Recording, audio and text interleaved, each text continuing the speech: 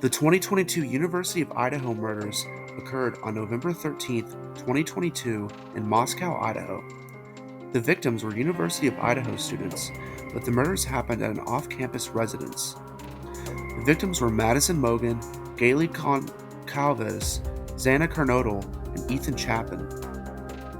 The perpetrator is a man named Brian Koberger, who was a student studying for his PhD at the university.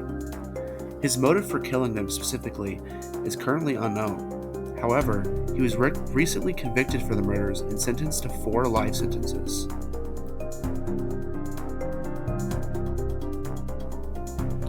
Gabby Petito was a young woman who was murdered by her boyfriend Brian Laundrie during a road trip. Her disappearance resulted in extensive media coverage and online interest.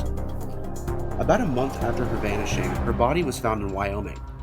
Her boyfriend's body was subsequently found in Florida. In his suicide note, he confessed to murdering Gabby. Police body cam footage was leaked that showed Gabby in distress after a fight with her boyfriend. This is quite disturbing to see, especially after knowing what happened to her.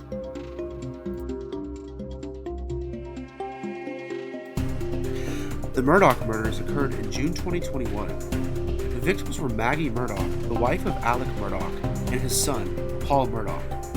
It was believed that the murders were committed due to a recent boating accident caused by Paul that resulted in a death. Alec Murdaugh was found guilty and sentenced to 2 life sentences. The smoking gun of the trial was a video that was filmed right before the murders that proved Alec was on the property.